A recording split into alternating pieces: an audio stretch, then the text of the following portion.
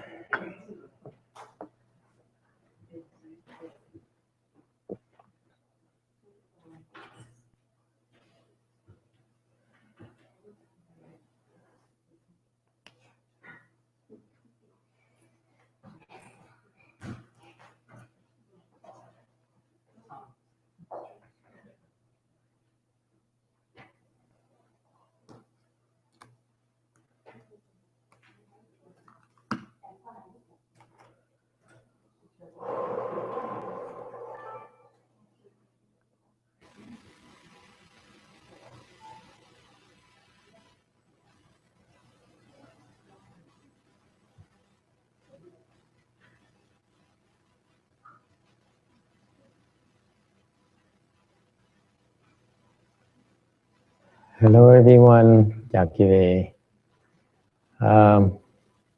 Monday night football. No, don't Monday night football. It's our fifth week, and people are now saying that they believe that we'll make it. Tuần thứ 5 rồi. Bây giờ mấy thầy mấy cô mới nói là chắc có thể tu được 7 tuần. Last time, fifth week, he's just tired. Oh, can't wait to the end of the week. Năm ngoái, mấy năm trước, tới tuần thứ 5 là ai cũng mệt nhòi.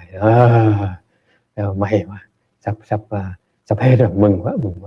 Không thể nào ngồi hơn một tuần nữa đâu.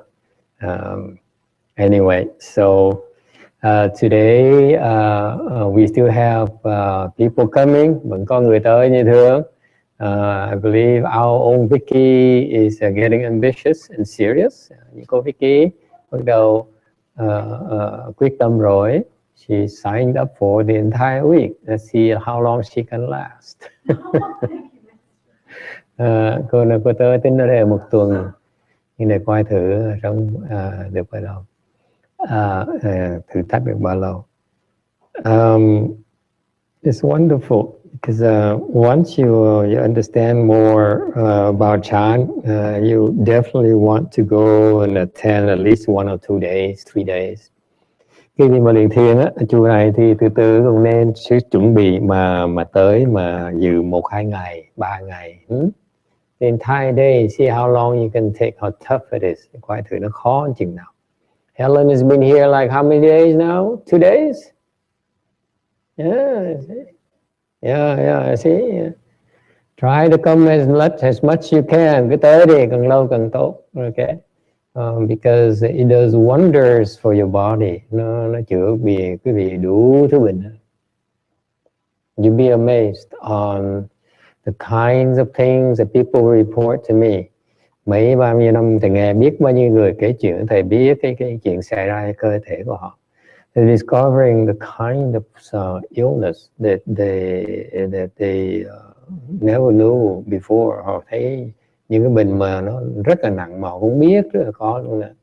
So the more skilled you become, the more your body cleanses itself and become healthier. Thành cái công phu càng ngày càng cao thì cái cơ thể cái gì nó càng ngày càng bớt bệnh và nó khỏe mạnh hơn. Okay, so to me, if what amazes me is that people invest so much time and money on their health. Là cái chuyện thầy lạ nhất á, người thế gian á, bỏ rất nhiều thì giờ, rất nhiều tiền bạc của cải để mà đầu tư cho cái sức khỏe của mình. And yet most of them do not practice preventative medicine, và đại đa số không cho lo ngừa bệnh, chỉ lo chữa bệnh thôi. Most of the medical expenses are on fixing illness, not preventing illness. Cái người ta trả tiền như bác sĩ với y tá, thầy thuốc toàn để mà chữa bệnh, không phải để ngừa bệnh. Okay, I think we cannot afford to do that. Mình không thể nào tiếp tục như vậy, because people are sicker and sicker. Càng ngày ta càng bệnh. Yes or no? Your experience with? The more illness, the people are discovering. The doctors and researchers are discovering. Các sĩ, người nghiên cứu gia, khoa học gia càng ngày càng khám phá nhiều bệnh hơn. Is that true, right? Every year, like periodically we hear like new bacteria, new viruses being discovered all over the world. Okay, càng ngày càng nghe ngoài cái người ta khám phá những cái mấy cái bệnh vi trùng nó càng ngày càng nguy hiểm. Okay, and the illness will continue to multiply. Thì những cái bệnh nó càng ngày nó càng thành nhiều thêm. They will not get any less, any fewer. Càng ngày nó càng nhiều thêm, thưa quý vị. And we keep up the way we're going, we won't make it. Mình không thể nào mà chữa bệnh được hết. Cannot.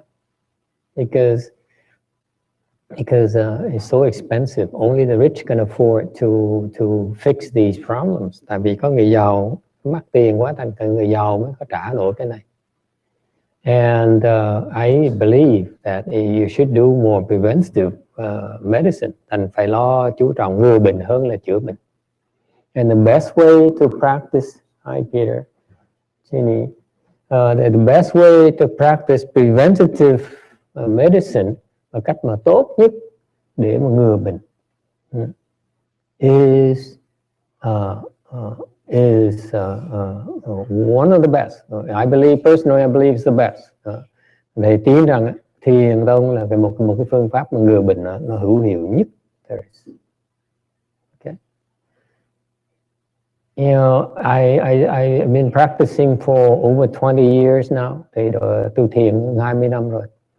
And for years, I sat there day after day discovering my body is, have all this problem, that problem. Mỗi ngày tôi ngồi với thắt ngồi Nhưng mà Ngài thấy cái cơ thể nó bệnh chỗ này, hết bệnh chỗ nào tới bệnh chỗ khác. One illness after another.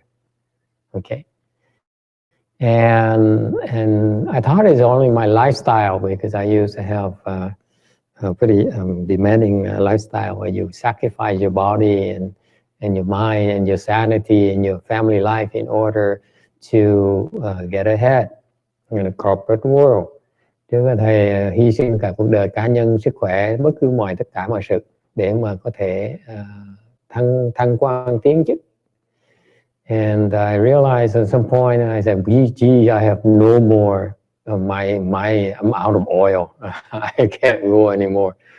Thì mấy ngày khám phá là thấy mình hết xe, những cái xe nó cạn dầu, a car that's ran out of oil. Okay, and no, so you can't continue to function like this. Không thể nào tiếp tục mà lái tiếp nữa. You got to stop, phải ngừng lại. Okay, you got to replenish yourself, phải thay dầu thay nhớt. Okay. The engine has been overheating for a long, long time before it runs out of oil. Cái máy nó đã nóng từ lâu rồi, tới cái nóng đến độ mà dầu nó càng không còn gì hết. And the engine is starting overheating, pretty soon it will start cracking. Máy sắp hư tới nơi rồi. So I had to choose a way to recharge myself. Tôi phải tìm một cái cách gì để mà thay dầu vào. And instead of practicing martial arts or Tai Chi and those things, thay vì luyện Tai Chi, luyện yoga này nọ, I decided to practice chant. Hôm sau, I was very lucky. Cũng như tròn cái thiền thông of my late master, của Ngài Tiên Hóa. Instead of a Hinayana meditation even. Originally, I wanted to learn from a Hinayana, Vietnamese Hinayana monk. Đầu thì dự tính tôi học một cái vị sư người Việt Nam bên Tiểu Thừa, because they seem to be more knowledgeable, better at meditation than the other monks. Thầy họ có vẻ cái công phu thiền họ có vẻ rất là giỏi.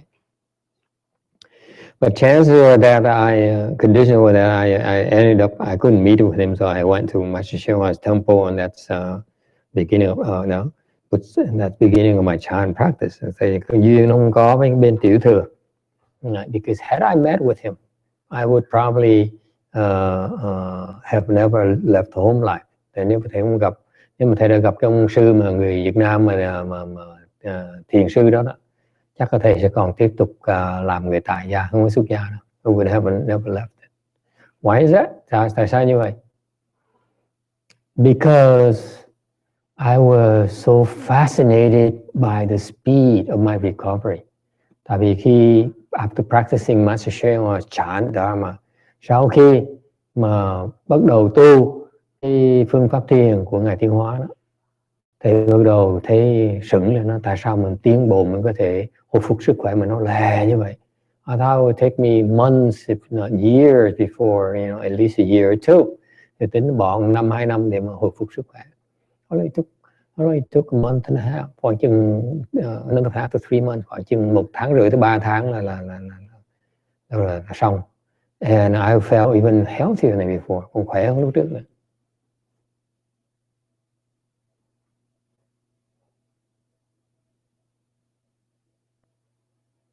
And I became fascinated. Thế mới ngạc nhiên, ủa sao cái chuyện này hay vậy? Why is it so? How is it so wonderful? You feel so much better. Cảm thấy khỏe mạnh, sung sướng hơn lúc trước nhiều. So much happier, hạnh phúc hơn nhiều. So I continue to practice. So cái duyên tiếp tục tu, the same pace, very very rigorous, rất là tinh tấn. And the more pain I endure, Vicky, and Shana, và càng Goshana too is also since Vicky is here, Shana is well. If you do Vic, so will I.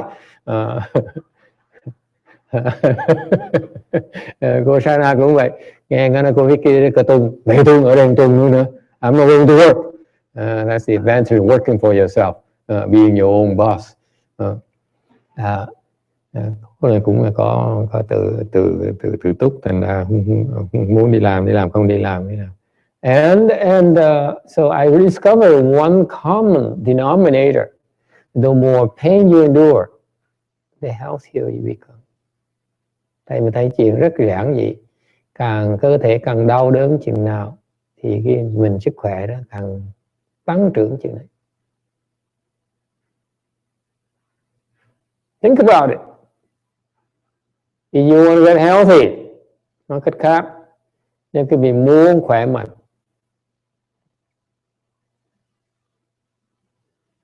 endure chán pain.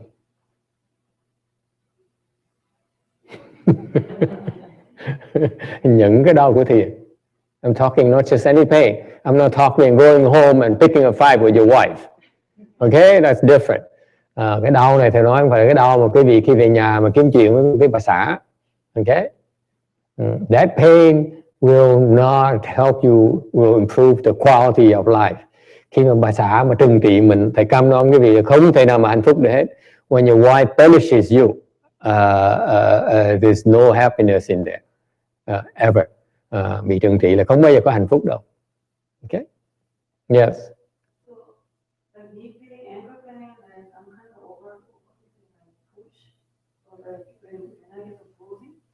The bruising? Yes. It will never go away. Yeah, so when you go to the beach, you can say, hey, this is my chance scar.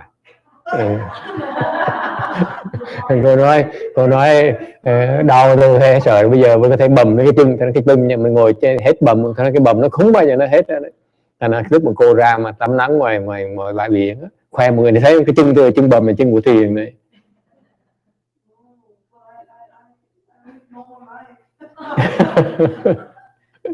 That's normal life. My leg has been, black and blue for the last 20 years. Cái chân thầy đang thui 20 năm rồi.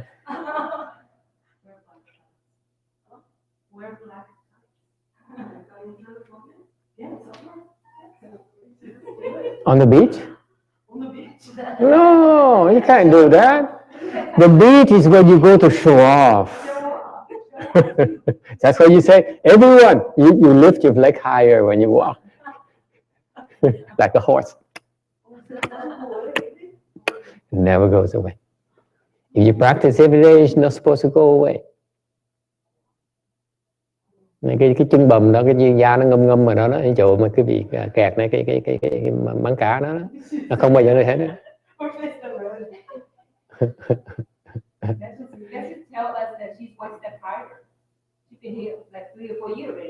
Oh.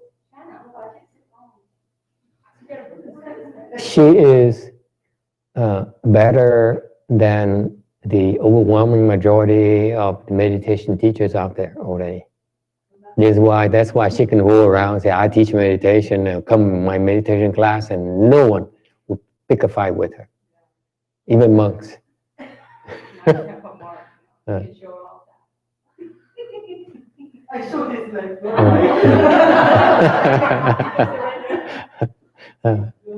And by the way, yeah. And cô này có nói là thầy nói cô này là cái chân, cô đang than phiền cái chân nó ngâm, da nó ngâm, là thầy nói cái trình độ cô này còn hơn tất cả những cái người dạy thiền ngoài kia. By the way, that the attachment to the skin color is an attachment that stops you, that prevents you from moving to the next level.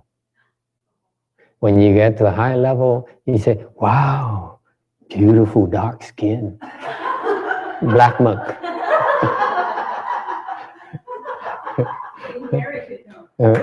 It's all natural. When you Thầy nói khi mà tiến bộ lên trình độ sau đó, là cái da ngâm đen là cô rất là hãnh diện. Là cái da ngâm đen lo cái da ngâm đó là đang bị kẹt cái trình độ bây giờ. Okay? I recognize all the illness you have, and it's amazing how all of you have the same thing. Ai cũng qua những cái similar things, giống nhau hết. Okay.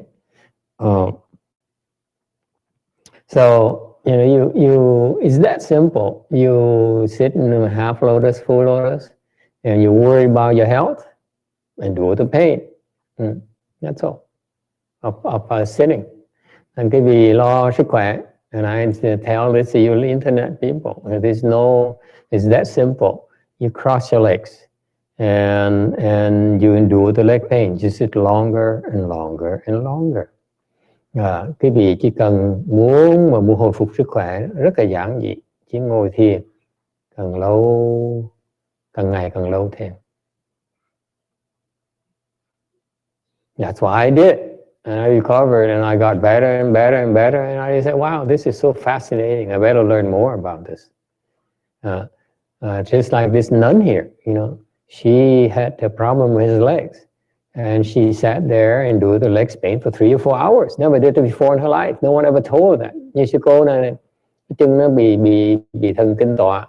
Thành lúc mới vào, thầy bắt ngồi, khuyến khích ngồi 2-3 tiếng đồng hồ. She nearly passed out, and she had all kinds of problems. Đủ thứ bệnh on her surface. Even the sons came and looked at me like, what kind of crazy monk are you putting my poor old Logolwo mother through this? Thì mấy con trai nó tới nó kêu thầy, nó mặt nó muốn nó giận dễ sợ. Nó trời ơi, thầy là cái là thầy gì mà dụ mẹ tôi 80 tuổi rồi, con bắt bà ngồi lên, bà khùng, bà ngồi lên đến độ bà sắp chết tới nơi rồi. Thầy gì mà ác dữ vậy. And so, you know, for the first week, she had all kinds of problems. Tuần đầu tiên ngồi đủ thứ vấn đề hết á. Okay? And she had to go stop and go see a doctor, phải đi gặp bác sĩ. And somehow she overcame it, had palpitation, ngực nó đập tung rồi đủ thứ vấn đề. I know. And you talk to her about this, find out about what old people problems might help terms of problems. Nói bà cụ cho mà sư cô cho biết. And then second week, she hang in there. I expect her to quit. Con cái nó tới mà cả lũ, the whole family had to surround her. Really, she's gonna die at any moment. Tưởng bà chết tới nơi rồi. I was like, gee, please take her to emergency room. chở đi dùng đi, tội nghiệp tôi. Because if she dies here, I mean, no one's gonna come to our chanchi anymore. Đỡ bà chết một cái ai dám tới thiền thất mình nữa. Second week, she continued. So went for, they see the doctor and they said, nothing wrong with you. Tới cả bác sĩ nói là đâu có vấn đề gì đâu. So she came back and continued because the doctor says no problem. Và sư cô trở về lại, nó còn tại gia ngồi tiếp tục. Tại vì bác sĩ nói đâu có vấn đề gì đâu thì ngồi tiếp. What is that? Cứng đầu. This woman does not give up. Hard-headed, will not give up, will not listen to her children. Con cái nói gì không nghe đâu. And there's the same common trait. After she left her home life, she didn't listen to my instructions either. Sau xuất gia mày nói gì cũng không nghe luôn nữa. Có đời như vậy. She does what she wants. Muốn là làm thôi, không cần biết trời trăng gì hết. Yeah. She does her own thing. You don't tell her what to do. Muốn làm thì làm thôi à.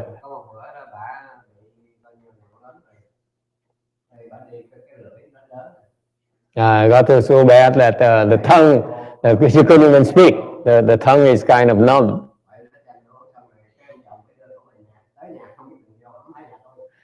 So the daughter, that's the second week, the daughter brought her back to her home. Ru Chang brought her home. Good thing Ru Chang, don't let them die here, okay?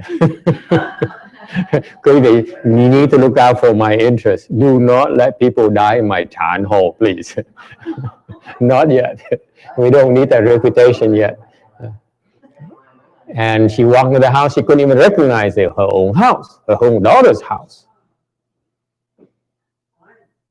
Well, she said she's going to die anyway, so she might as well go home and die in her daughter's house. Tưởng chết tới nơi rồi.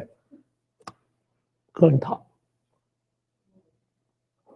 And she could, I don't know how she got through trying to understand she wanted to go home.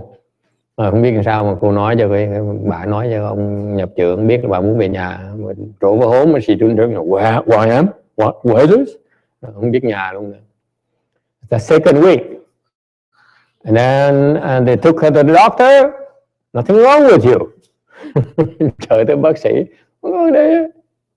So he came back for third and final week. This is last May. Tuần thứ ba trở lại thiền được. Tuần cuối cùng. Okay? More problems. Có vấn đề khác nữa. This time what? What's the difference the third week? He says, I'm going to save myself $50. I don't want to go see a doctor anymore. Thực với bà khôn. Bây giờ không đi gặp bác sĩ để mà tiết kiệm 50 đồng.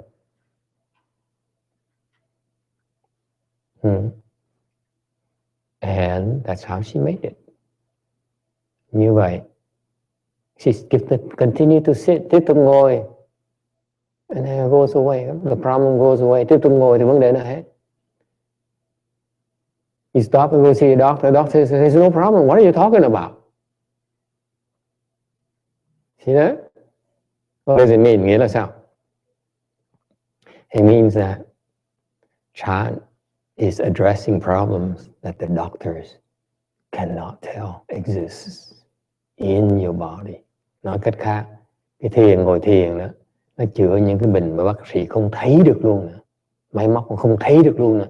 The MRI scans, I don't care whatever scan you do at the hospitals, they cannot tell what's wrong with you.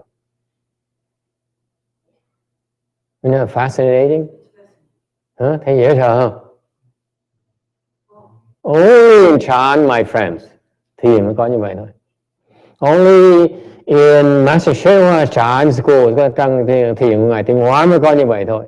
I went to the other Chinese Chan schools, nowhere near. Thế tới những cái chùa thiền tông người Tàu khác không có như vậy đâu. Only just crazy Master Sherwa Dharma. Ngài tiếng Hoa mới có pháp như vậy thôi. Yes. I want to share. Cancer biologists say that your cancer starts 30 years before. The cause of cancer, whatever triggers the problem, starts 30 years ago, and it's not detectable. Người ta nói, người ta nghiên cứu gia ta nói là như cái ung thư đó, ta chứng minh là ta biết là ta nói là nó bắt đầu từ 30 năm trước, không có thể nào khám phá được.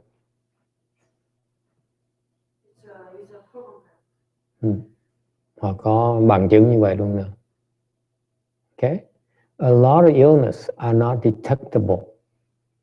This is why we die. This is why we make doctors and nurses rich. In hospitals, now it's hospitals, not doctors anymore. Thành như vậy mấy nhà thương mới giàu. You know the doctors don't make much money anymore, maybe unless you're very famous. Trừ khi cái vị nổi tiếng, thiệt nổi tiếng thì biết làm tiền thôi. Bây giờ bác sĩ là không có làm tiền nữa. Only hospitals make money. Vì có nhà thương mới làm tiền. Okay, the regular doctors are, you know, they are not getting wealthy anymore. Những bác sĩ thường không có ai giàu đâu. Hệ thống như nó như vậy đó. Làm bác sĩ là that's why I don't encourage you go to become a doctor anymore. Only insurance companies and hospitals make money. Hiện bây giờ có hãng bảo hiểm mới làm tiền, nhà thương mới làm tiền. Doctors don't make money anymore. Yeah, they have a high expenses, insurance expenses, and you know malpractice lawsuits and so on. It sucks up all the energy, your energy and your money. Yeah, every year insurance goes up. Malpractice insurance rates go up.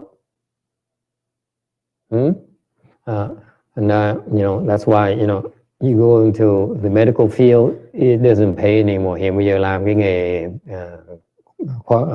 y khoa không có làm ra tiền.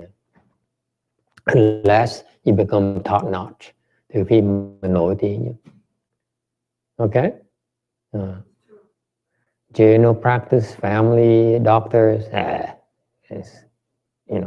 become an engineer, you're better off.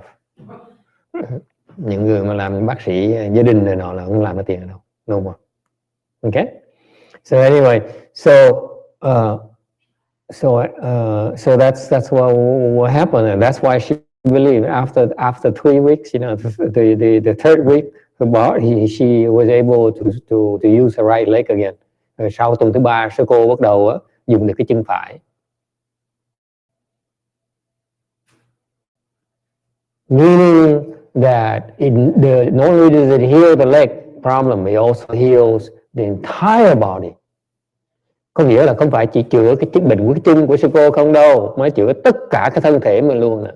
Name any kind of medical practice that can do that. Cái gì nói cho thầy nghe, có phương pháp y khoa nào có thể làm như vậy được không? And it's free at Blue Mountain up to now.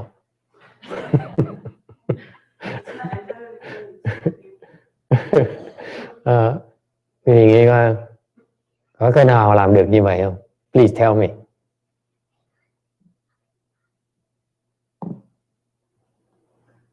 So endure pains, ladies, girls.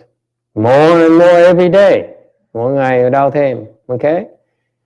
You have to stand up and can't walk anymore. Đứng dậy mà đi không được nữa. Okay? This is how you're supposed to behave in my Chan Hall. Trong cái thiền đường phải như vậy. You stand up, you know, you look like a crumpled paper bag in your face, and you can't walk. Đứng dậy cái mặt cũng đi xì và đi cà nhắc. That's the Chan practice. Because I know you can't take it. Thầy biết là quý vị là không dám làm như vậy. The year I came from, cái thời của thầy, I have a small edge over you. Thầy có một cái lợi điểm quý vị không có. I grew up in the machismo time. Thời thầy là có tính là machismo là đàn ông. Yeah. Macho man, we can take the pain. Huh? Macho man takes the pain. Huh? Yes?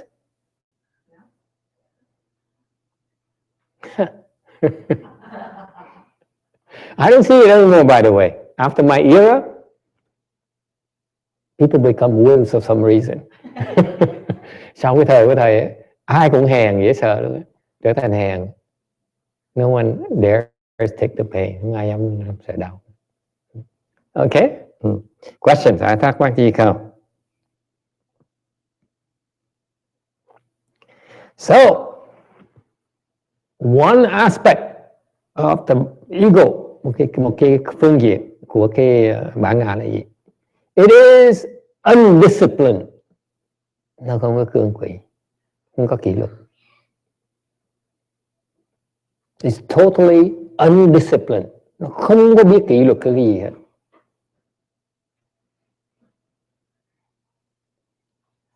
You recognize that in you? Có thấy như vậy không? Bản thân mình như vậy không? Yes? No?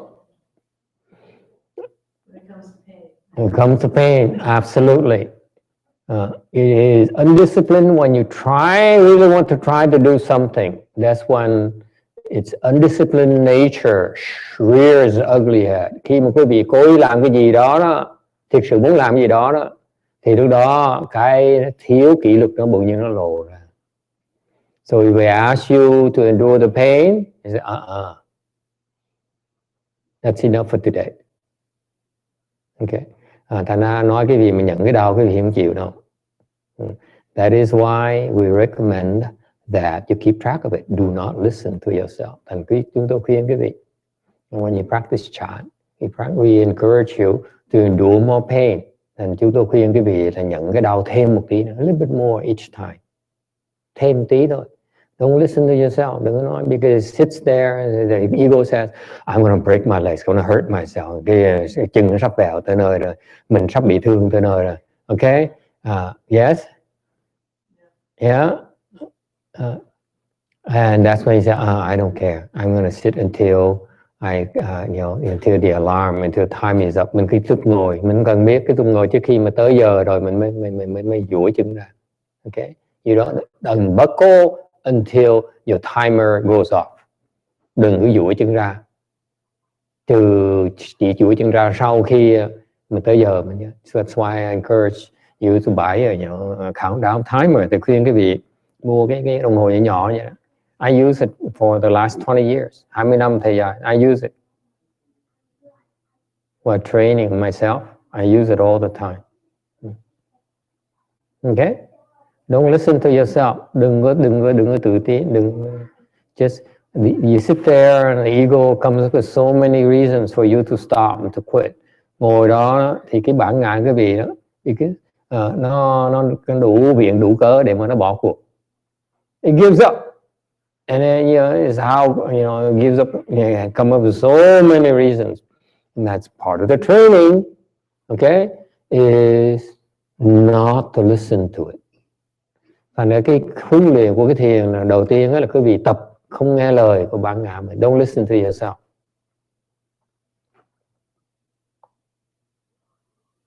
If you listen yourself, your ego is very undisciplined.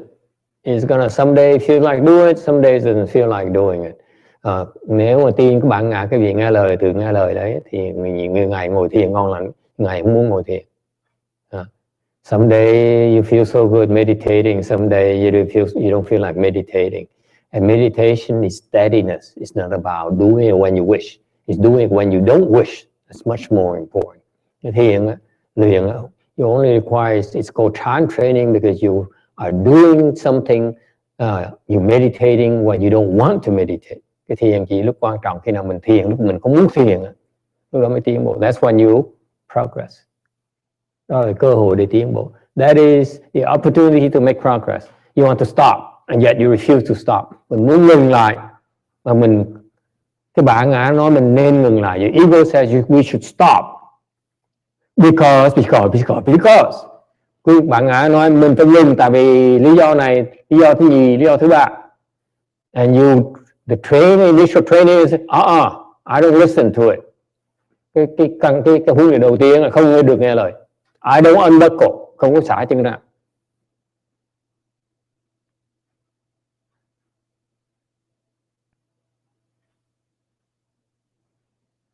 Questions? Ai thắc mắc gì không? That's how you train your mind. Đó, bắt đầu tập cái tâm của mình.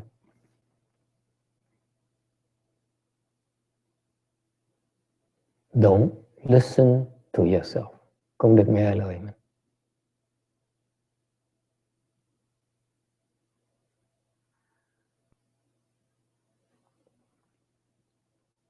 Questions, comments? Yes.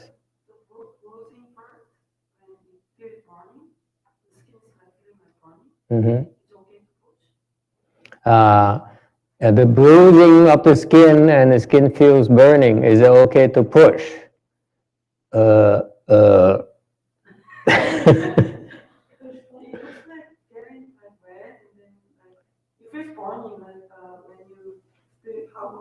Let me check my scars. Let me see. Câu hỏi là cái chân mà nó đỏ rồi xong nó nào bây giờ mình tiếp tục ngồi là không?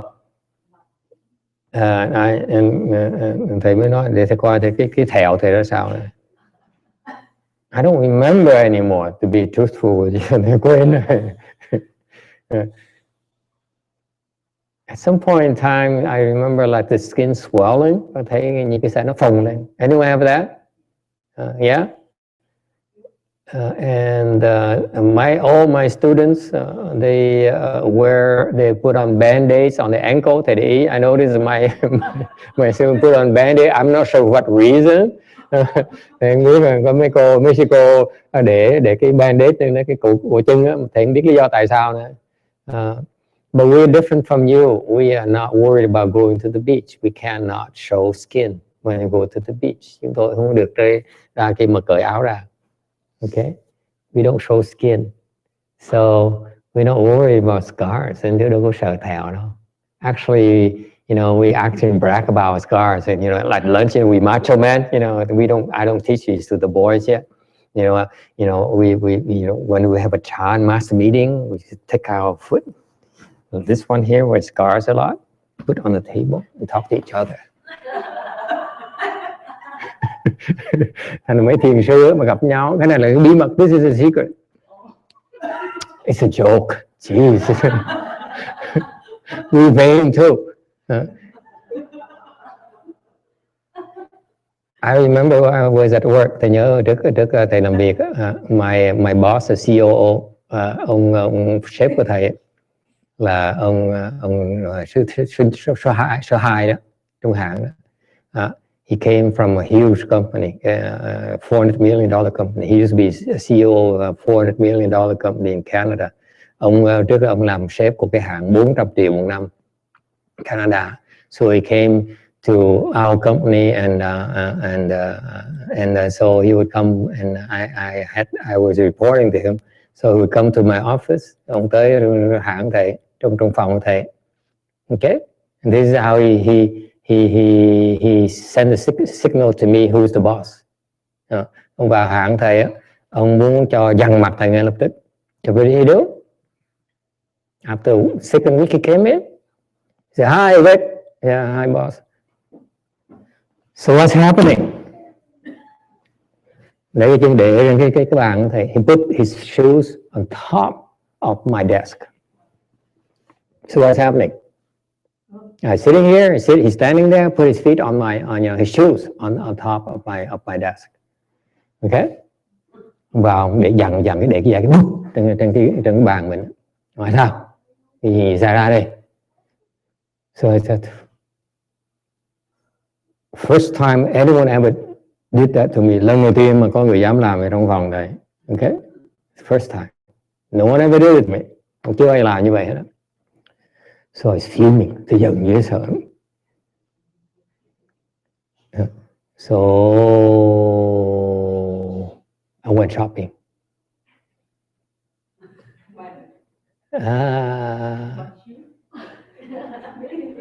I bought a new pair of shoes. Thầy ngay lập tức đi mua đôi giày mới ngay lập tức.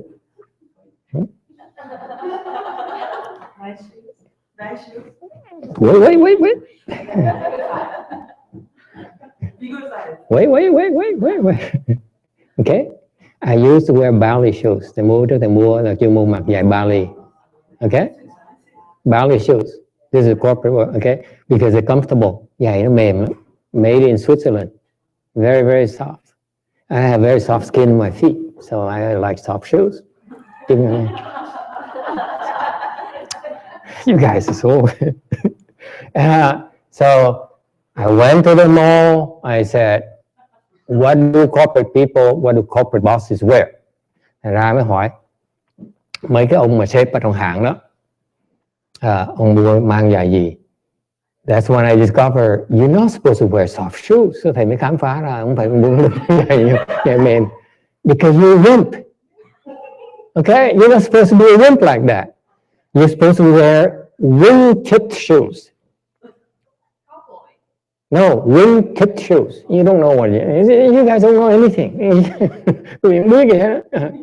So I bought a pair of wing-tipped shoes. Mua một đôi wing-tipped shoes. For men, we wear that. You guys so ignorant. Quý vị không biết gì hết. No, it's a style. It's a British style. It's a very conservative power style. If you are a corporate officer, you wear wingtip shoes. Cái người mà trong it's like a dressy shoes. It's not dressy shoes. Yeah, it's like the style of the corporate managers. Okay, they all wear wingtip shoes. Ai cũng mua như thế đó. Okay, yeah, wingtip shoes. There you go. So I bought a pair of wingtip shoes. Okay. Yeah. And then next day came in. It's hard. It's like so uncomfortable. Nó cứng ngắc à. Cái giày đó lại wingtip shoes nó cứng ngắc à.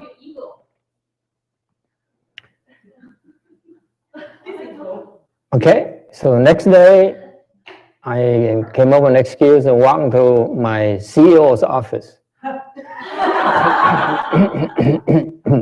Ngày hôm sau thầy viện cớ, thầy qua viện cớ. I had no reason to see him at all. I walked into the office I say, hi boss. Thì vào lớp, vào office, ông nói, hi, chào sếp. I go near his desk. So what's happening today?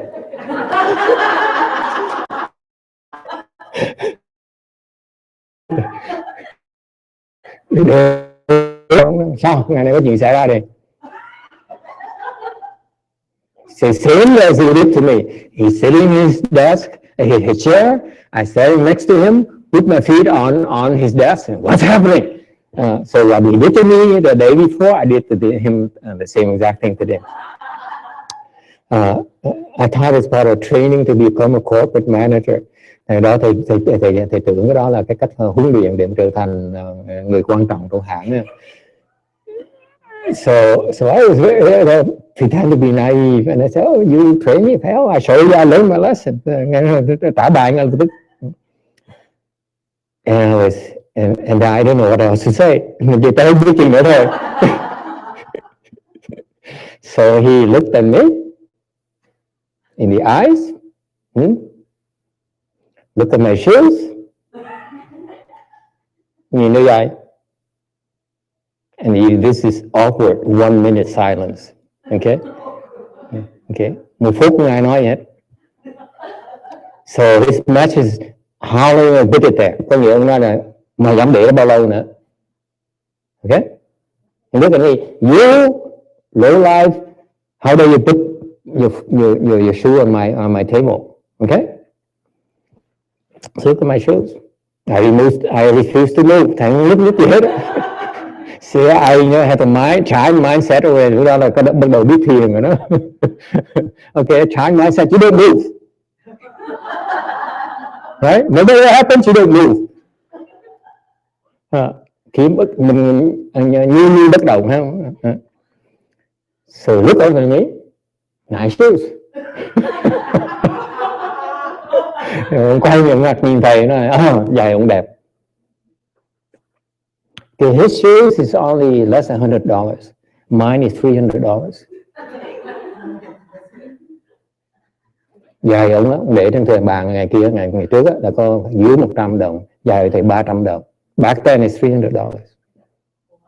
Long time ago. Back then the average is about $100 for ballet shoes, pair of ballet shoes. Cái giày ballet hồi đó 100 đồng thôi. It's more like close to 1,000. It's the top. I went in there and I said, bring me the best wingtip shoes you have.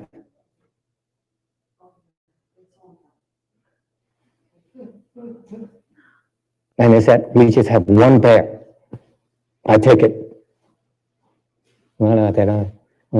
So that's how we show off. It's not so bad after 20 years. It's the scars and that. Look at this. See? It's not that bad. Just dark. The scar is gone after a few years.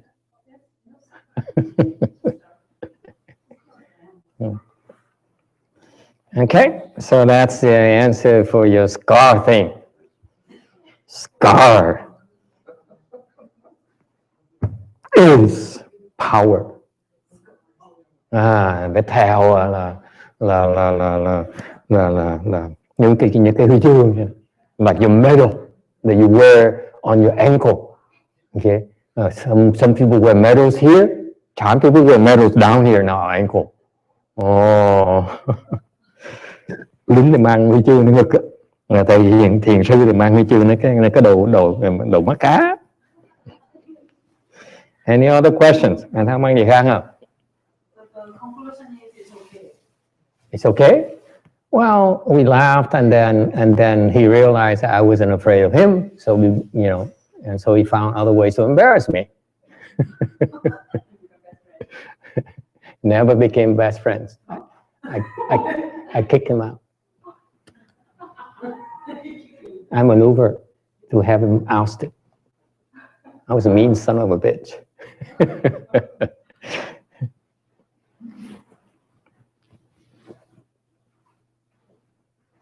Okay.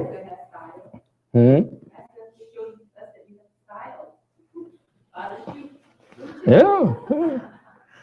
Well, you know, money is no object. You embarrass my ego? You pay. That's what you don't want to do. Embarrass people's ego, by the way. Okay, đừng có đụng với bản ngã người khác. You don't win.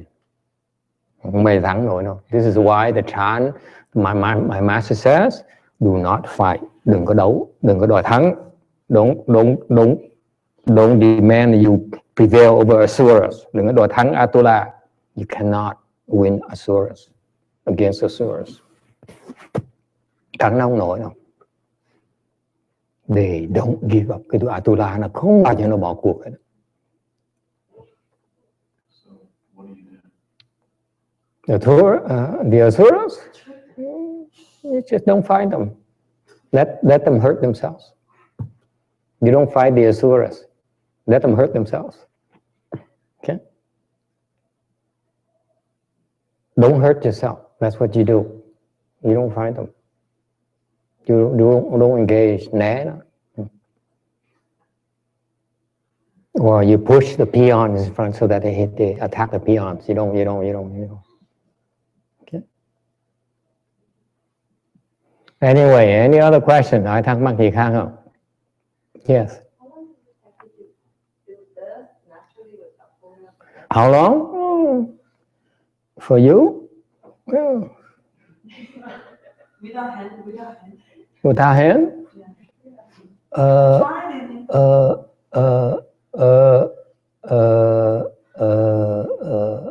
May not be possible for you. Sao mà xếp bằng mà không cần dùng tay? Thì cái đó vì cô làm không nổi đâu. It takes a lot of years and a lot of pain, to put it bluntly. Đau dễ sợ lắm. The more pain you endure, the more flexible your legs become. Càng nhận đau chừng nào, chân nó càng lỏng chừng đấy. Nó dẻo, dễ sợ lắm. Becomes more supple. When your legs become supple, meaning your body is also very supple. Cái cơ thể nó cũng rất là lỏng nữa. It's all relative because as you get older, your body becomes stiffer and stiffer. That's why when you practice Chan, your body is not as stiff than it's supposed to. It's still very flexible. Okay. Mm-hmm. So it takes a while. Any other questions? Yes. Will Chan be able to help with like medical problems like high cholesterol? High cholesterol, will Chan be able to? Yes, it can. Okay. Và những cái bệnh như là gì đó, cao này nọ, gì đó cao có high cholesterol có thể giúp được. Yes. But it depends on each case is different. Mỗi trường hợp nó khác nhau. What happens is that our body is full of all types of illness. Cái cơ thể chúng ta nó đủ loại bệnh hết. High cholesterol is usually one of the many illness we have. Bệnh high cholesterol không phải bệnh duy nhất đâu, có nhiều cái bệnh như vậy. Okay. So what Chan practice does, and cái lúc mà thiền, it addresses the problems that's most serious. Nó giải quyết vấn đề nó cần giải quyết trước. And then maybe high cholesterol is only down the road. That's why it takes a while before it gets there, depending on your health condition. Như khi cái bệnh high cholesterol phải đợi lâu mới giải quyết xong, tại cơ thể cái việc nó nhiều vấn đề quá, chưa tới lúc mà có thể giải quyết nó được. Phải cần giải quyết những cái vấn đề khác nó quan trọng hơn. Okay? But it's fascinating. I hear of my students, the Chan practitioner reporting me, Master, I have this problem, that problem. Thầy nghe học trò kể hoài, con ngồi thiền bị vấn đề này, they tell me over the year, đủ thứ bệnh hết. Okay. That shows how wonderful the kind of healing Chan can achieve for you. Thành cho quý vị thấy đó, cái thiền nó có thể giúp quý vị chữa đủ loại bệnh đó. Quý hóa. On top of it, we have, trên đó nữa, we have even aiding practices. Rồi chúng ta còn có những cái phương pháp phụ. For example, mantra, những cái thần chú. Okay. when you practice chant with mantras, you even accelerating the self-healing process. Khi thiền bây giờ mà tụng trì thần chú đó thì giúp trị bệnh nó còn lẹ hơn nữa. Okay. So in fact, it can heal incredible illness with the use of mantra. Cái vì phát cái lòng tin với thần chú đó, nó trị đủ loại bệnh khác. Even faster than chant alone, nó còn lẹ hơn là từ thiền không. Okay. Any other questions? Ai thắc mắc gì khác không? Yes.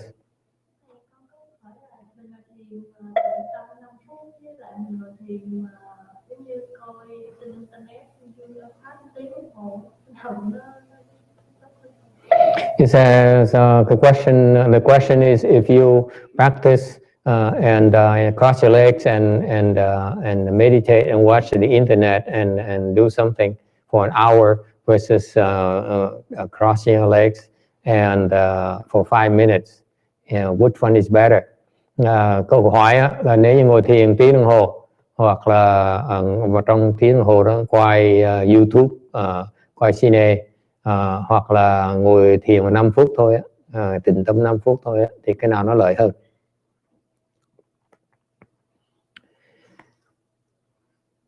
Depends on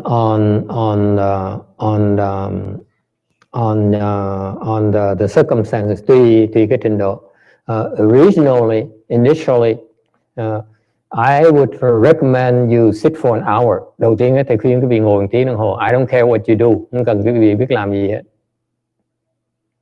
I need you to train yourself to sit for an hour, 2 hours, 3 hours with your legs crossed. Đầu tiên hết á, cái chùa chúng tôi khuyến khích quý vị ngồi 1 tiếng, 2 tiếng, 3 tiếng, 4 tiếng. I don't care what you do, làm gì cũng được hết á. Okay, that first level training right there trains you to be willing to face the pain and not quit. Cái mục tiêu là để giúp quý vị thấy cái đau, nhận cái đau của mình mà không bỏ cuộc. That's a very important part of chant training. Okay, cái đó là rất quan trọng cho cái tu luyện thiền. For first time, for beginner, for first time chant practitioner, you should do that. Mấy cái người bước đầu thiền nên làm như vậy. Okay, it's so important. So therefore, to sit for long sits is more desirable than for short sits. Thành lúc đầu nên ngồi lâu. I don't care for quality, I care for quantity. Thì muốn lâu thì không cần biết là tốt hay là xấu. Any questions about that? Because if you do that, then you learn a few lessons. Học được vài một cái bài học. Number one, okay, you then, even though you sit there and you have outflows, watching things and doing things, talking on the phone, eating, somebody massaging you, okay, somebody talking, it's okay, honey, just don't give up. Did you hear what happened to you know, do whatever it takes. Thầy không cần biết cái gì làm gì. You can do anything you want, as long you don't unbuckle your legs. Làm gì cũng được hết, đừng có duỗi chân ra.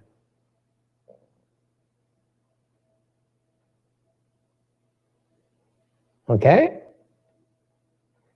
Then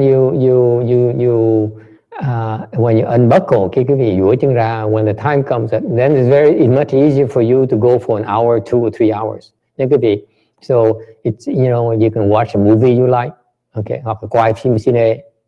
I used to eat. Okay, trước thầy lập bằng cách là thầy ăn. I would sit there and concentrate, ngồi đó thiền. When the pain came, lúc cái chân nó đau quá, I couldn't take it anymore. And look at my timer, đau quá mà nhìn cái đồng hồ. It's still another hour and a half left. Còn 1 tiếng rưỡi nữa. And you can't take it anymore. Đau quá chịu không nổi rồi. Okay, still an hour and a half. for most of us, it's an hour and a half, there's no way I can make it. Chắc chắn tiếng rưỡi đồng hồ ai mới chịu nổi, right? So what did I do? I took out one grape. Lấy một cái nho thôi. Okay? It's there already. I have a plate, and you have a plate of grapes already, because I like grapes. I usually like grapes. Don't give me grapes, please. Thầy nói phải để nó khéo cái vị khuyên cái vị cúng dường vị nho cho thầy ăn ấy chứ. I usually like grapes, not anymore. A special kind of grapes, you don't know the kind of grapes I like. And so I took out one grape, the kind of food I like. It's right there, within reach. I don't touch it, không có quyền đụng đó. So when the pain is too much, đau quá chịu không nổi nữa. I have no way to endure anymore, chịu không nổi nữa. Okay? I took out that one grape, one only. Okay? Put it in my mouth. Religiously, respectfully, rất là cung kính mà điện vậy. And then I suck the juice gently. Okay? Very slowly, because I know it has to last. Okay? And you know, the wonders of that is that I discovered by doing that, somehow you forget about the pain. Làm như vậy, bớt quên cơn đau. You see? When you do things like that, you distract yourself from thinking about the pain. Quý vị làm bất cứ cái gì, you do anything. Okay? You eat, you sing, you cry, I don't care. Quý vị ăn, quý vị có thể ca, quý vị có thể khóc. Okay? Anything you like. That's why we allow people to cry their heart out in our childhood. Thành quý vị thấy họ tới họ khóc trên thì đường bên hoài, khóc như điên, cuồng loạn. It doesn't matter what you do. We tolerate it as long you don't unbuckle. Quý vị có quyền làm trong thiền đường, khóc, nhảy, khóc, la hát, thì làm gì cũng được hết đấy. Mà duỗi chân ra là đánh ngay lập tức. Vì you unbuckle, we beat you up. That's all. Just kidding. We're very gentle. Yeah. Okay? So I learned through these processes that all you have to do is to distract yourself. Quý vị chỉ cần làm cái gì đó để quên cơn đau thôi. Then you can last. It's the nature of your ego. Cái bản ngã cái vị nó như vậy đó. It becomes so intense, so real. You say, I can't take this anymore because this is it. This is my limit. Cái bản ngã nói cái gì? It's so loud, right? Sound familiar? I can't take this much anymore. My body can't take it. That's your ego. Mà ngã vậy nó la bại nó rồi đau quá chịu không nổi. Okay, I'm gonna have a scar forever. Chắc chắn nó bị thẹo rồi. I'm gonna break my legs. Thì chắc chắn là phải đi nhà thương rồi. Okay? It screams, it yells, it throws tantrums until you stop. And all you have to do is distract it. Don't listen to đúng ngồi, đừng khùng mà dài mà ngồi đó mà nghe nó. You do something else to distract yourself. Làm cái gì cũng được hết á. So you watch, turn on the TV. I call on the phone, say, hi, I needed to talk to you. I say, why? I love you. Okay? You do anything, whatever it takes. So the first lesson is that you can distract your mind from your own pain. Thành bài học đầu tiên là vì quý vị có thể chỉ cần không nghĩ tới cơn đau, then the pain no longer exists. Then cái cơn đau nó không còn nữa. Yes or no? The pain is only real because you think of it. Nó chỉ cái đau của quý vị nó chỉ là thật khi nào quý vị nghĩ tới đó thôi. If you think about something else, it's not there anymore. You don't have to quit. Quý vị đừng nghĩ tới nó không còn ở đó nữa. Quý vị đâu cần bỏ cuộc đâu. That's what I learned. Okay? So we suck that juice and you savor the flavor. Ăn sướng như thế. And within less than a minute, it's gone. Ăn nhúng rồi, and you go back to facing the pain. Okay? And I train myself not to take a second one until an hour later. Rồi thì khôn lắm. If I take a second grape, then guess what? The ego now gets to use it. He wants more. Okay? Then you eventually have to go to the restroom. You eat too many grapes. You see that? I know all the tricks in the world. I tried them all. Thành ra ăn được á, giờ thì chỉ ăn một trái, 1 giờ ăn một trái. It has to be something you like to eat so much. Cái đồ mà thích ăn lắm. So you sit there, you wait for the next hour. Look forward to the next hour. Ngồi mới đợi thêm tiếng nữa.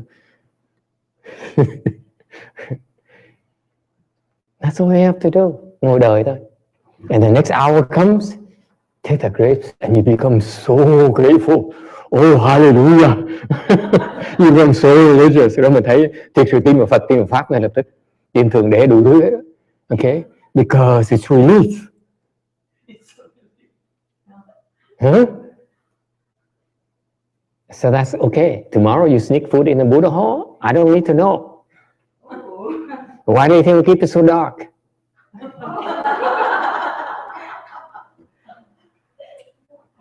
And this is America and China, by the way. Chinese China will beat the heck out of you if you dare do that. Okay? Thành cái thiền, quý vị thấy, thành quý vị ngày mai cái việc mà đem đồ ăn lén đồ ăn vào thiền đường, thầy đâu có biết đâu. Cái phòng cái thiền đường tôi om mà. Cho bên người Hoa thì nó đi, nó nhìn thầy đứng, quý vị làm gì nó quýnh, làm cái đồ sợ nó quýnh. Chinese system, you don't do, you move at all, they beat you up.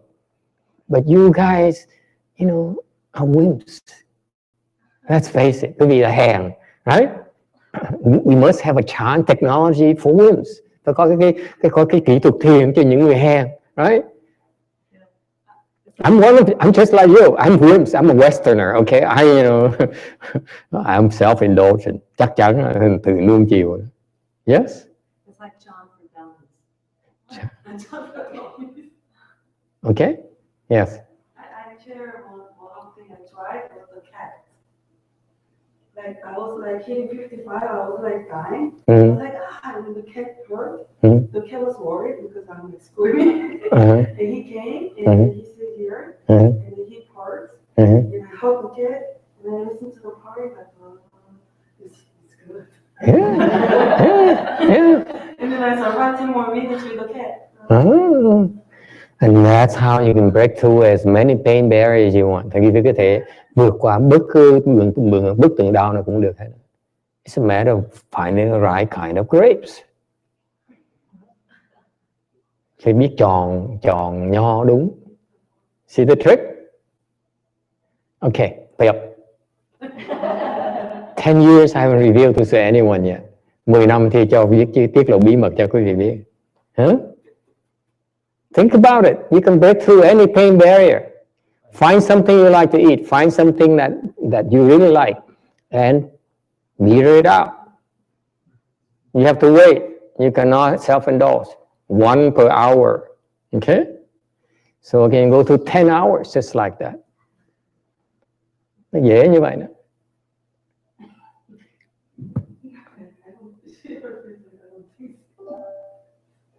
Yes? And then if you do that, okay, when you do that, there's actually it's not all yet. Không phải hết xong đâu. If after you meet after the timing goes up, khi mà cái giờ nó tới rồi đó, okay, cái đồng bán áo nó náo một cái rồi, you unbuckle, okay, the one thing you discover, quý vị vẫn khám phá ra, what? It hurts more when you unbuckle. Yes? Mình duỗi chân ra mình mới khám phá là duỗi chân nó đau hơn là ngồi. Right? Isn't it wonderful? That's the discovery. Wow, it hurts so much more when you unbuckle. So the next time, guess what? It's much easier to go longer because what the heck? if I buckle right now, it hurts. So, and then next time I have to wait for 10 hours before this happens. Let's go for another 2 hours. Because it's going to hurt anyway. In 2 hours, hurt the same way. Thì lần sau quý vị thấy nó dễ nhưng mà nó tuyệt vời như vậy. Quý vị khám phá đó. Mình mà bây giờ mình duỗi chân ra nó đau hơn mình ngồi yên. Chắc bây giờ mình chẳng thà mình ngồi thêm 1 tiếng 2 tiếng nữa đi. Duỗi lúc mình duỗi chân ra đó, nó cũng đau như vậy thôi, nó không khác gì hết đó. Mà lần sau mình không cần đợi 10 tiếng mới thấy được cái này. It's so much easier than to break through all kinds of pain barriers. Okay. Donation. I will pass a bucket around. This is professional secret. Okay. Cái này là bí mật của thiền tông xứ Mỹ. Yes. You could take a break right there. Can we try? Right there. Wait, what are you? We mix you up. This one? Yeah, we are here. Yeah. It has to be something you really, really like. Yeah, it's like, that's why I alluded to like training dolphins. You do a trick and I give you a fish. You have to train yourself like that. Okay? Mấy ngày đầu con bị cái nó qua từ đau mình thì lúc mà mình đau mình còn chờ đọc chú mình chờ tiếng chú trong thì nó lẹ cái chuyện hết đau rồi bà ngồi không biết làm gì cũng chán rồi bà không biết làm gì. But the amazing thing is that as you sit longer, your kung fu increases.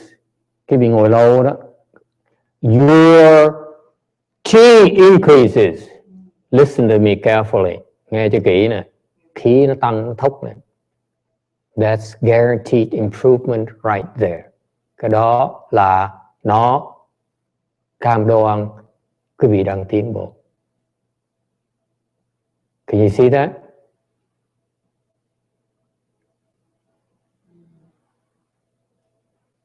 If your chi increases, it flows stronger, you are making progress.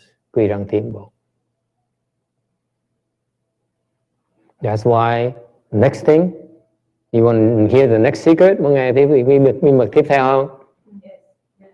Okay, I will pass out a basket for now.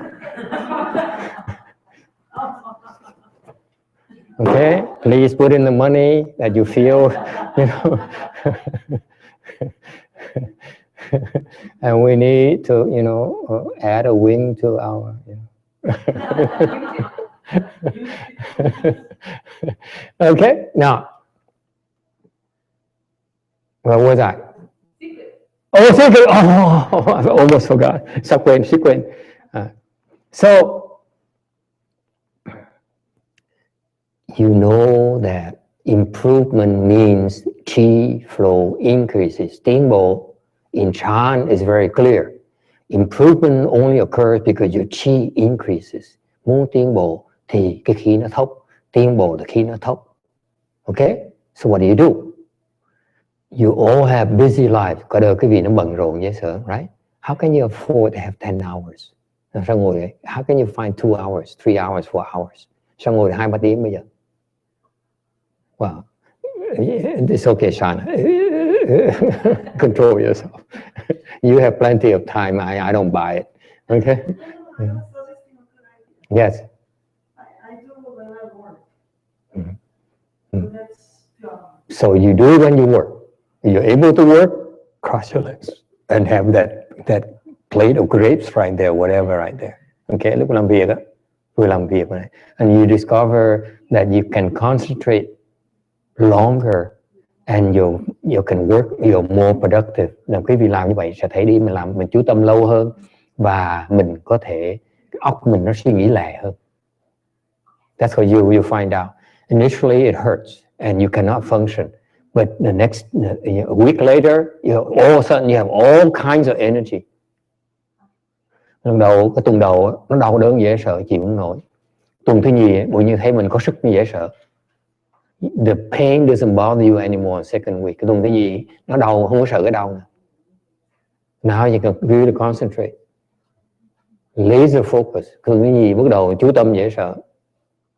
Okay, the professional secret for you professionals. And another thing, Is that? When you sleep?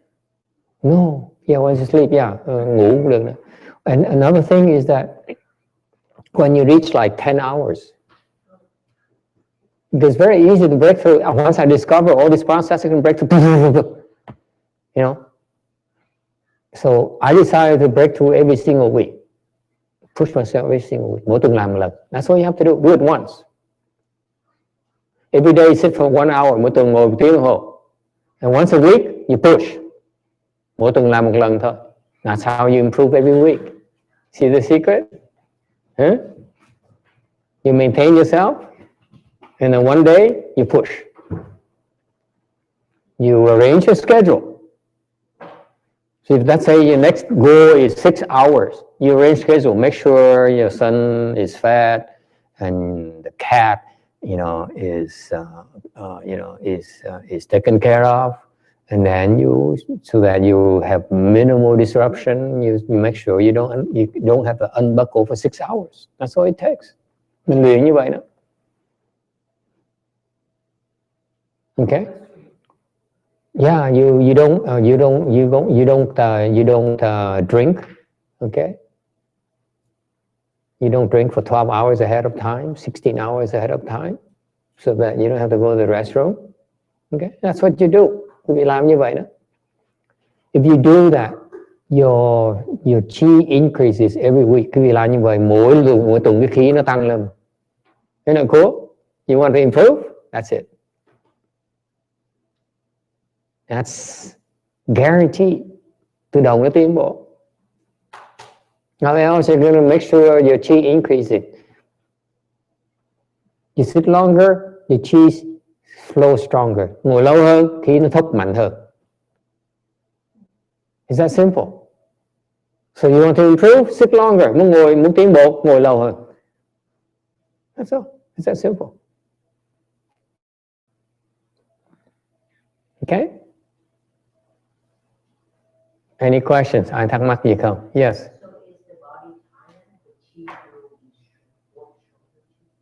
When the body is tired, is chi stronger? It is stronger. Yes. Yes.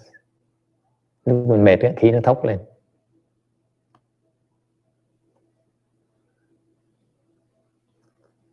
So the first phase of your Chan training, as the way I train my Chan students, is that you see all these left form people, one after another, they sit for hours and hours and days and days. Thầy luyện học trò thầy như vậy đó. Mấy người chỉ xuất gia chuyên môn ngồi lâu, càng ngày càng lâu, hours upon hours upon hours. And I don't care what they do, đừng khen với họ làm gì hết. Yeah, they can watch video, they can listen to the competitions, Chan. I don't care what they do. Muốn làm gì làm được, muốn làm gì thì không care. Just cross the legs for me, for now. Okay. If you can do that, you can practice. You can learn Chan. Khi vì làm được như vậy, we will teach you Chan. And your health improves. Là cơ thể quý vị, sức khỏe quý vị sẽ tăng trưởng. So your health is under your control. Sức khỏe quý vị nó dưới sự tự chủ của quý vị. It's not like right now you're sick and you can't do anything about it. Okay? Bây giờ cơ thể quý vị nó bệnh, quý vị không làm gì được hết. You need to go seek help from someone else. Mỗi lần cơ thể bệnh là phải cầu cứu người khác. I'm just reveal you the secret. When you practice Chan, you control your own health. Thành quý vị luyện thiền, quý vị tự chủ lại sức khỏe của mình. Don't forget the basket, okay? Any questions? Why is it? Please explain to me. Why is that no other teachers tell you that? Tại sao không ai nói cái chuyện này? Why? Yeah, it baffles me. Cái chuyện thầy rất là ngạc nhiên với chuyện này đó. Why is that? People teach meditation and they don't teach you about these facts. Tại sao người ta dạy thiền, người ta dạy những cái chuyện này? Because they don't know, understand meditation yet. Tại họ chưa hiểu thiền. I said, well, I just laid out to you, okay? Anyone can do. Thầy mới dạy cái vực phương pháp luyện thiền, ai làm cũng được. Yes, anyone.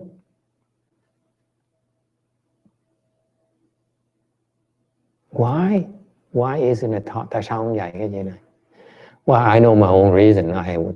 I'm waiting for someone to build a temple for me, but after 10 years, I gave up. You see that? It's that simple. So now you have a Chanchi experience. Vì có cái thiền thất này, why don't you come? Vì sao tới đi? Bỏ ngày tới đi. Train like that. Bring in the grapes or whatever. Don't tell me. Thành Quê có cái thiền thất như vậy. Cái chỗ nó yên. This is an ideal environment for you to push yourself. Come, okay? Bring whatever turns you on. As long as don't make any noise. Your videos, whatever. I don't care what you watch. Nothing too inappropriate, okay, boys and girls. This is a Buddha hall after all.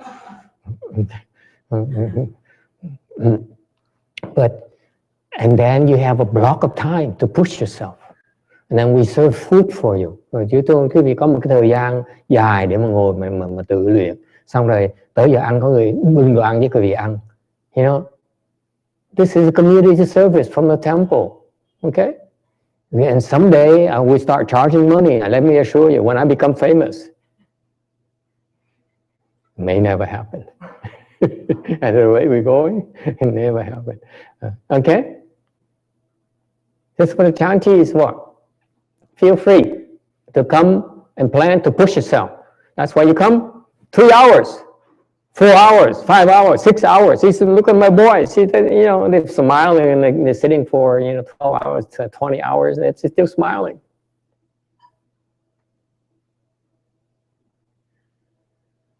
For them, it's different from you.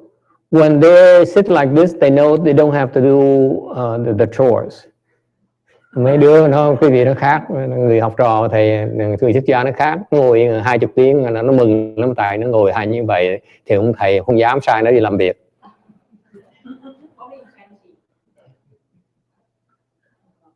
And my princesses, when they sit in the room, I said, go and talk to them. Make sure they don't give up. Mấy đứa mà công chúa của thầy nó ngồi lâu quá, thầy sợ nó bỏ cuộc, thầy phải vào thủ thỉ nói chuyện, kể chuyện khôi hài cho nó nghe. Don't give up, honey. One more day, just one more day. Thêm ngày đi con. Okay. The disgraceful things a master has to do. Thầy khi làm những chuyện nhục nhã không thể tưởng được. Năn nỉ học trò. Okay. All right. Does it help? Really, now you understand why we have Chanchi. Mình mới hiểu tại sao có thiền thất. Tới đó mà you take advantage of it. On Sundays, Chủ nhật, okay? When you don't have work, or when you have a day vacation, có ngày nghỉ, or sick leave. You didn't hear that. Hoặc là bị bệnh. Well, it's we on the borderline because because we're healing ourselves. Let's face it. So you can consider it a sick thing. Okay? Do we understand each other? How else are you going to heal yourself? Ai mà chữa bệnh cho quý vị bây giờ? And you come back to work healthier and happier, you smile on your face, everyone wins. Yes? And I tell you, I can speak until I'm blue in the face, but you will not do it because you don't have enough blessings. Thầy có nói gì nói, quý vị không dám làm nó tại quý vị không đủ phước. The reason I've been speaking Dharma for 10 years now, thầy dạy thiền hơn 10 năm rồi, over 10 years now. I tell people so many secrets. Thầy biết, tiết lộ biết bao nhiêu bí mật rồi. And yet you don't do it. Mà cái vị không chịu làm. None of my students does it. Không ai chịu làm hết đó. So every week I have to review a little bit more. Thầy dù thêm tí nữa. Thầy tuần sau dù thêm tí nữa. I have to entice you a little bit more secret about Chan. Okay. Yet still no one does it. Okay. Until I have left home people. Lúc đó thầy có nhận người đệ tử xuất gia. Then guess what? They want to do it because they hate doing chores for me. Rồi khi mà họ nghe có những cơ hội ngồi yên mà không cần làm việc, nó mừng như sợ. Ai cũng tình nguyện hết. They all volunteer.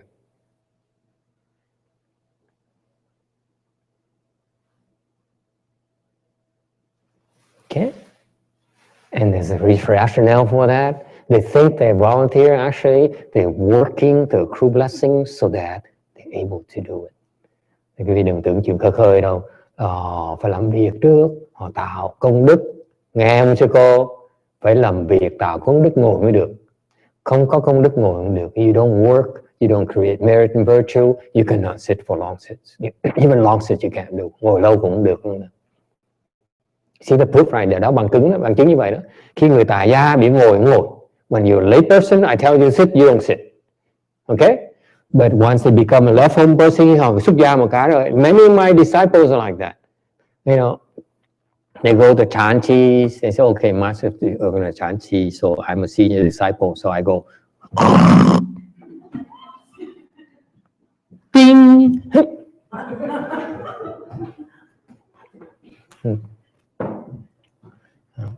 But after you become a left home person, they all change because they work, and then they can sit. Thành cái người xuất gia làm việc mới ngồi yên được. Làm việc mới ngồi yên được.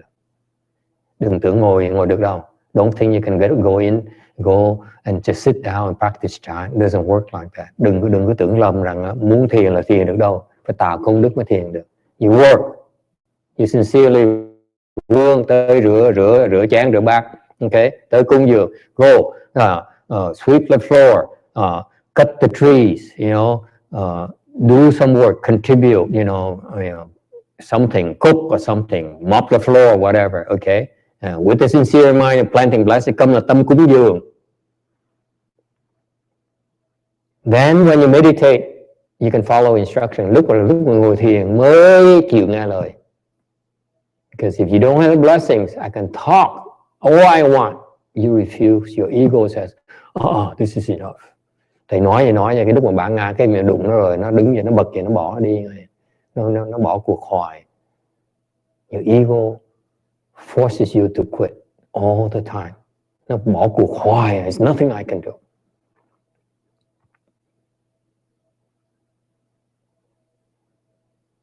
And worse yet, còn cái chuyện khác nữa, nó còn nguy hiểm hơn nữa, much worse, nó còn tệ hơn nữa. Okay, is that some of you have the blessings already. Một số quý vị có phước sẵn rồi. See, I never work at a temple. Thầy chưa làm việc ở chùa hết đó. I was above that. Okay, come on. Oh, excuse me. Okay. Thầy trước giờ không có chuyện làm tôi không biết là công quả. I never went to volunteer at the temple. I said, are you kidding me? You religious people? Now that's all how people look at me, by the way. You religious people. Parasites. Guess why? Guess why? People call me parasites. Giờ người ta vẫn nhìn qua thầy là ăn đồ ăn không ngồi rồi. Because I used to think of them like that. Trước giờ thầy nghĩ như vậy không ạ?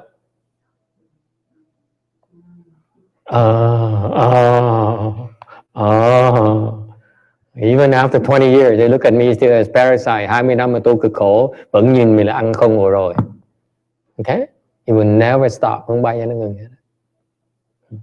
So I never have to, I was never trained because being a Westerner, all these poor Chinese and Vietnamese people were scared of me. Hồi trước bạn cái chùa Tàu, chùa Việt Nam họ sợ thầy lắm. Okay? And no one dare say anything to me, em nói vậy đó. So I never was taught to plant blessing. Không ai dạy là phải trồng công đức hết. And yet, when I meditated, okay, I'm breaking through all these things by myself. Không ai dạy mà ngồi qua được. Why is that? Because I had blessings. Tại vì có phước sẵn trước rồi. You agree or disagree? Now my students, you have several so much because I know you don't have blessings.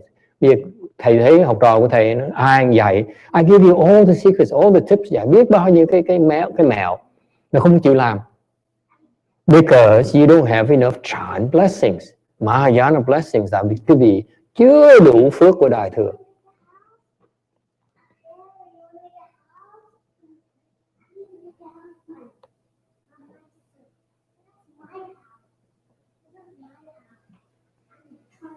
And yet I was able to practice. Mà ngồi thiền được. I practiced for hours and months and years. I never thought about planting blessings. Tu đã 10 năm trời không biết dạy trồng phước là gì. I was taking. I'm used to taking. Okay. What else do you have?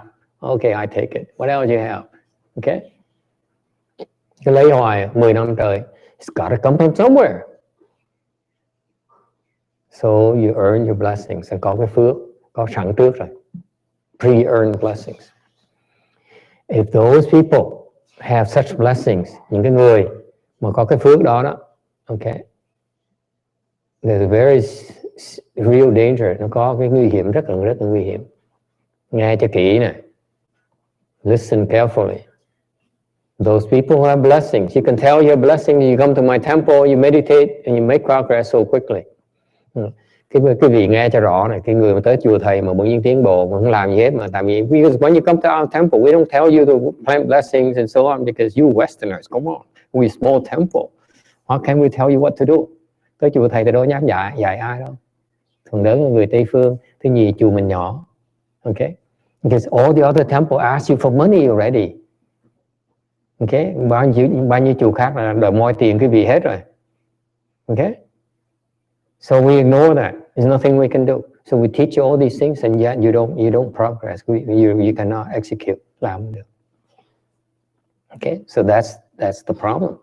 Okay, so now, so these people who can meditate, những người mà ngồi được, mới tới mà ngồi được, you come and you can sit for long and you can follow instruction, dài ngay làm được, because your prior blessing, tại cái việc có phước rồi. Okay, prior meditation blessing. Phước của thiền. Okay? Either with us or with somewhere else. Hoặc ở với chúng tôi hoặc ở chỗ khác. Okay? If you have blessing with us already, nếu quý vị đã từng tu với chúng tôi rồi á, okay? It's no danger. Không có gì nguy hiểm hết. If you have prior blessing somewhere else, there's a real danger. Những người có phước ở chỗ khác tới á, let's say you plant blessings for 10 years, 20 years in another temple with DRBA, for example. Vì trồng phước 20 năm ở chùa Phạm Ngọc Thành chẳng hạn. You come to my temple, you practice meditation. Tới đây dạy thiền, you progress very quickly. Quý vị tiến bộ rất là lẹ. But you have one problem. Quý vị sẽ có một cái vấn đề. What is it? Yes. Here's the problem. The problem is that you arrogant. Vấn đề nặng nhất là ngạo mạn. You progress so quickly. You say, I know what to do. See, I got it. Cái ngạo mạn sẽ nổi lên, nó này, tôi làm được. Cái gì đâu khó đâu. Okay? Because we tell you who, you do it. Làm gì, nói gì làm được nấy. We look around and say, how come you guys been here so long, you can't do it? Mình làm được, sao người ta tới chùa lâu mà làm không được? Naturally become arrogant. Tự động nó sẽ ngạo mạn lên. Okay? And if that ego is not addressed right from the outset, you will fall out. Và nếu như cái ngạo mạn đó mà không đánh nó thì nó sẽ, cái vị sẽ lọt đài ngay lập tức. Tập cái thói nhớ cho quen, không được ngạo mạn. Remember, okay? You cannot be arrogant. it's the end of your Chan practice. Cái vị mà ngạo mạn, không ai dạy cái vị đâu. If you're arrogant, okay, no one's going to teach you. Remember that. Always be humble. Luôn luôn khiêm tốn. Why? Tại sao như vậy? Do not ever assume, đừng bao giờ nghĩ rằng you can progress because your own doing. Đừng nghĩ rằng mình tiến bộ tại mình tự mình lo lấy. Your master, your good know advisor help you a lot more than you realize. Cái người sư phụ quý vị đó, cái người thiền tri thức đó, giúp quý vị nhiều hơn quý vị có thể tưởng tượng được. And if you're arrogant, he or she refuses to help you, you're dead. Và nếu như quý vị ngạo mạn mà thiền tri thức mà ngừng giúp quý vị, quý vị kể như là xong cuộc đời rồi.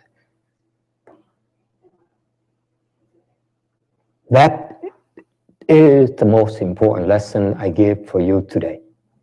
Bài học này rất quan trọng cái ngày hôm nay. You think you're special, you think you need a good know advisor, you're dead. You might as well not practice Chan.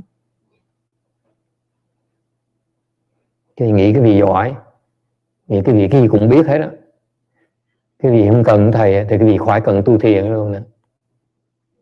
Because you cannot practice Chan without a good know advisor. Thầy nhắc lại, không thể nào tu thiền nếu không có thầy. It's not possible.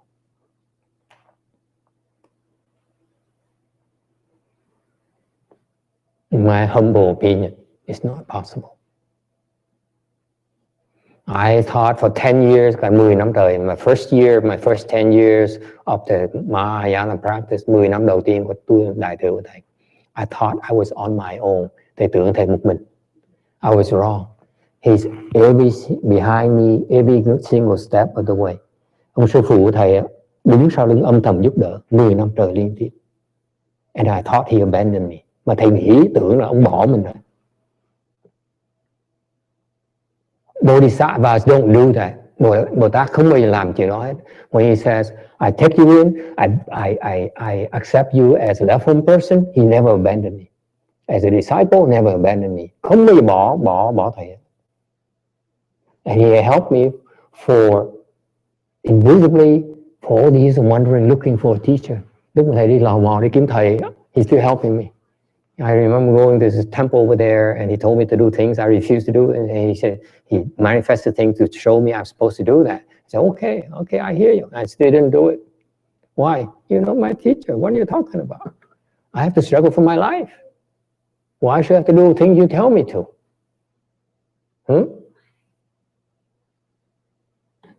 For 10 years he put up with that. 10 năm trời. Mình nghĩ mà một mình. Thành mình lò mò hết hỏi người này tới người khác, kiếm người này người khác. Ông cứ nhắc tuồng hoài, mình làm. Tại sao vậy? Mình lo chuyện sinh nhai, mình lo mà xong mình ở đâu, ăn đâu. I have to worry about where I'm going to stay. Where I'm going to buy clothes, how I'm going to buy clothes, what food I'm going to eat. How do I learn to be a monk? Who's going to teach me? Ai dạy mình bây giờ? And he's behind that every single step of the way. Âm thầm dẫn dắt đi. And after I finished Chan, I realized that's how I know. Sau khi thầy tu thiền xong thầy mới hiểu, thầy không được, nó sắp đặt. That's why I claim to you I'm under the Wei Yang lineage. Vì thầy mới nói là thầy biết cái cách huấn luyện của Quy Ngưỡng như vậy. That's how he trained me. Without it, I wouldn't be able to understand. Cách không được ông dẫn dắt như vậy, không thể nào hiểu được thiền. It's not possible to understand Chan.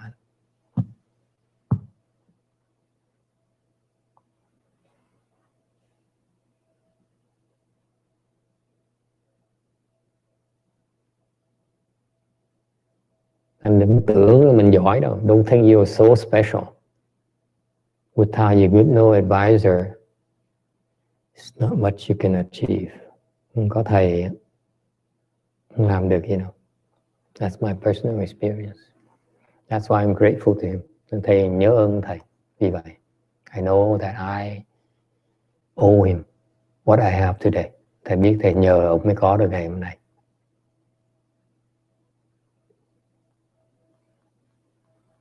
So I'm arrogant towards the rest of you, but not to him.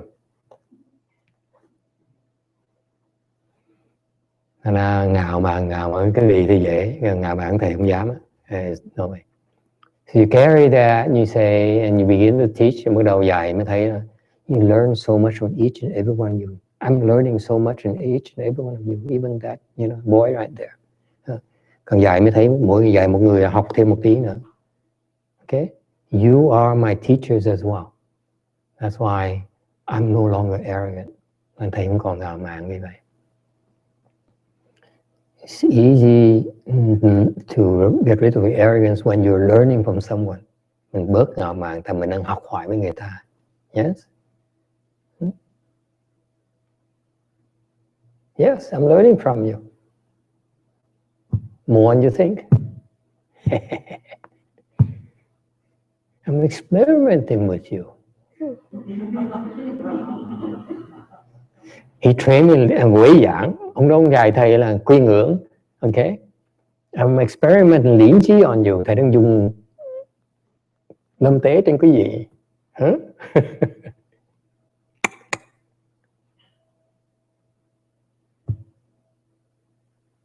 Yes? All right. Thank you, everyone. Good night. Cảm ơn Kitty.